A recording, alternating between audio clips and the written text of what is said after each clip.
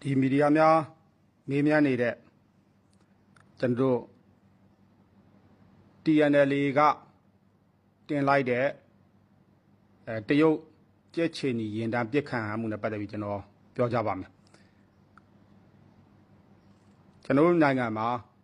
နိုင်ငံတကာအကူအညီများလက်ခံပြီးတော့ငင်းနေတာနဲ့ပတ်သက်ပြီးကူညီကယ်ဆယ်ရေးလုပ်ငန်းတွေထောက်ပံ့ရေးပစ္စည်းလက်ခံတဲ့လုပ်ငန်းတွေဆောင်ရွက်လျက်ရှိပါတယ်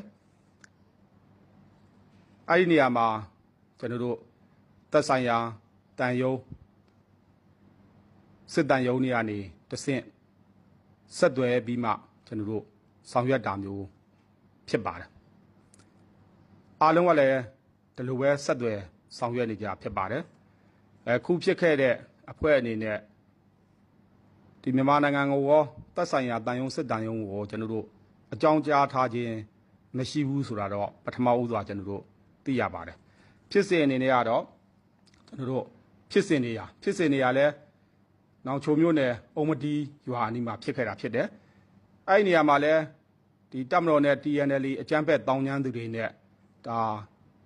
ထိတွေ့တိုက်ပွဲဖြစ်ပွားနေတာတွေကိုကျွန်တော်တို့အားလုံးသတင်းများသိရှိနိုင်ပါတယ်တွေ့ရှိနိုင်ပါတယ်ဒီဖြစ်စဉ်မှာဧပြီလ1ရက်နေ့ည9နာရီခွဲလောက်မှာဒါနောင်ချိုဘက်ကနေပြီးရင်တန်းပေါ့6စင်းလောက်ပါတယ်လို့ပြောပါတယ်လာတာကိုတွေ့ရပါတယ်အုံမတီရွာနာမှာကျွန်တော်တို့တပ်မတော်လုံခြုံရေးအဖွဲ့ရှိပါတယ်တပ်မတော်လုံခြုံရေးအဖွဲ့အနေနဲ့ဒီရင်တန်းကိုတွေ့တဲ့အခါမှာတားဆီးပါတယ်တားဆီးလို့မရပါဘူး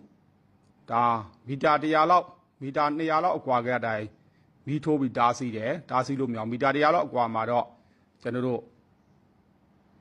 မိုးပေါ်ထောင်ပြီးတနတ်3ချက်ပြစ်ဖောက်ခဲ့တယ်လို့သိရပါတယ်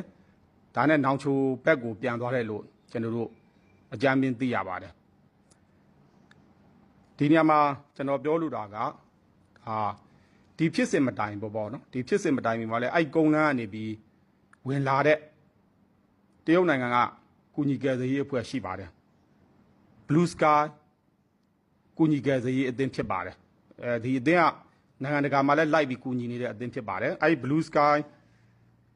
ကူညီကယ်ဆယ်ရေး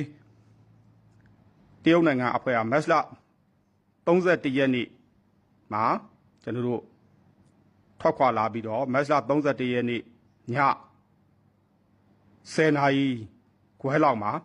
ကျွန်တော်တို့ဝက်ဝင်ဂိတ်ကိုရောက်ရှိခဲ့တယ်